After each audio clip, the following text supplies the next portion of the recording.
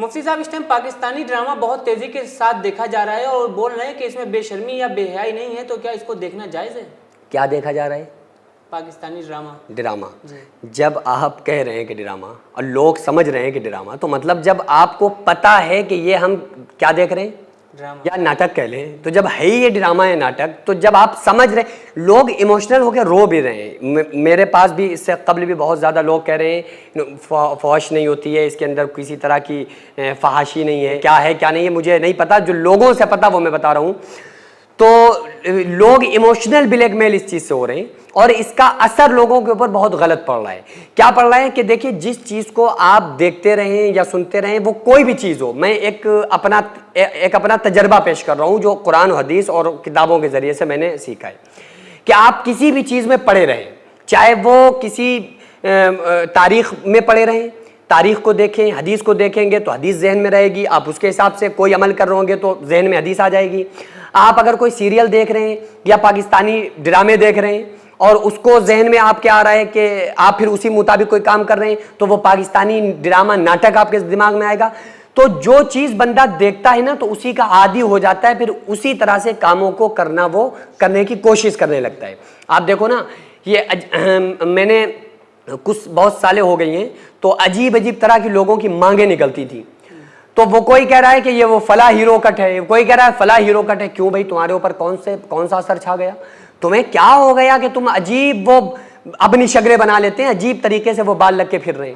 تو کیوں ایسا ہوا؟ کیونکہ انہوں نے کچھ دیکھا، فلمیں دیکھی، موویز دیکھی، کیا دیکھا، اس کے بعد وہ انہیں اچھا لگا، وہ اس ناٹک ڈرامے فلموں کو اپنی جو ریئل لائف تھی نا، اس لائف میں انٹرفیئر ان چیزوں کا ہو گیا، اور وہ چیزیں وہ اپنی ریئل لائف کے اندر لے آئے۔ تو اسی طرح سے جو ڈرامے ہوتے ہیں نا، اس میں طلاقیں بہت زیادہ ہو رہی ہوتی ہیں۔ طلاقیں لوگوں نے بتایا کہ اس میں طلاق چھوٹا ہوا اور یہ وہ فلاں ڈمکا جو بھی ہے، تو اس سے کیا ہوتا ہے کہ پھر وہ کوئی بھی مرد عورت ان ناٹکوں ڈراموں کو دیکھے گا، تو جو ان ناٹکوں میں فلموں میں ہو رہا ہے وہ اپنی اصل لائف میں لانے کی کوشش کرے گا۔ بھائی اتنا تو میں جانتا ہی ہوں نا کہ ان چیزوں میں محبت بھی ہوتی ہوگی، جنگیں بھی ہوتی ہوں گی، ساری چیزیں ہوتی ہوں گی۔ تو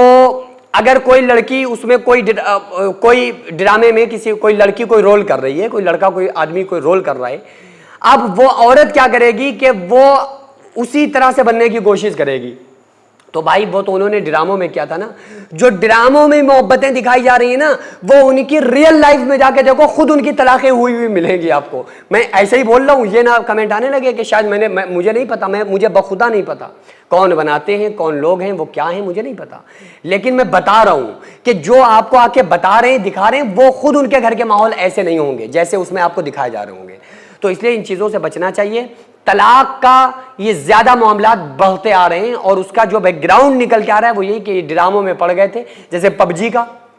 دیکھ لینا، پب جی کھیلتے لوگ پاگل ہو گئے تھے، لوکی ہاتھ میں ہے تو وہی کٹر اس میں دکھ رہا ہے، کیا ہے ڈرامہ ہے۔ تو اسی طرح سے گیم کا خود کو اتنا عادی نہ بنائیں، ڈراموں کے عادی نہ بنیں، ٹائم ویسٹنگ ہے فضول کی۔ اگر آپ کہہ رہے ہیں کہ اس میں فحاشی نہیں ہوتی، لیکن اگر اس میں نہیں بھی ہے، فحاشی نہیں بھی ہے، کھلاپن نہیں بھی ہے، کوئی سانگ گانے یا جو بھی چیزیں نہیں بھی ہیں، اور وہ آپ اسے بڑا متبرک سمجھ رہے ہیں کہ یہ پاکستانی ڈرامے ہیں، بڑے متبرک ہیں، تو آپ یہ سمجھ لیں وہ ڈرامے ہیں، وہ ناٹک ہے۔ تو آپ ان ناٹکوں کو لا کے موٹے آنسوؤں سے رونا بند کرو۔ آپ ان چیزوں کو دیکھ کر آپ ریئل لائف میں ان چیزوں کو لانا بند کرو، کیونکہ وہ ناٹک ہیں۔ ہاں، آپ سکھاؤ نا جنگ کربلا اٹھا کے بچوں کو، آپ پڑھاؤ نا جنگ بدر میں صحابہ کرام کا وہ مقام دکھاؤ نا، حضرت مولا علی کے جوہر دکھاؤ نا، حضرت سیدنا صدیق اکبر کی وہ بے باکی سے لڑنا دکھاؤ نا۔ آپ میدان کرب و بلا میں حضرت امام علی اصغر کا شہید ہونا، امام علی اکبر کا تلوار چلانا بتاؤ نا۔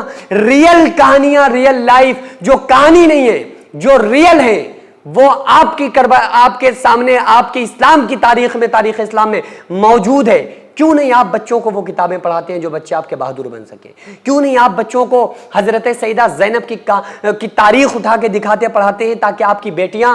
تحمل والی اور برداشت والی اور صبر والی بن سکے؟ آپ یہ تاریخیں پڑھاؤ، اور ان تاریخوں کا اثر آپ جانتے ہیں تھوڑا بہت نہیں ہوتا ہے۔ دیکھیں محرم میں ہر بچہ رو رہا ہوتا ہے، ہر ماں رو رہی ہوتی ہے، ہر بہن رو رہی ہوتی ہے، لوگ زارو قطار رو رہے ہوتے ہیں۔ بڑے سنگ دل لوگوں کو میں نے تاریخ کربلا کو سن کر روتے ہوئے دیکھا ہے۔ آپ بچوں کو وہ پڑھائیے تاکہ ریئل والی ان کے اندر وہ بہادری آئے، ریئل والا صبر آئے، ریئل والی شجاعت آئے۔ ان چیزوں سے نکالو، ٹائم ویسٹنگ ہے، فضول خرچی ہے، ٹائم برباد کرنے کی چیزیں، ان چیزوں سے نکل کر جو ریئل میں تاریخ اسلامی واقعات ہیں نا، ہم لوگوں کو چاہیے، مسلمانوں کو چاہیے ان واقعات کو پڑھیں تاکہ ان کے اندر صبر آئے، ان کے اندر تحمل آئے،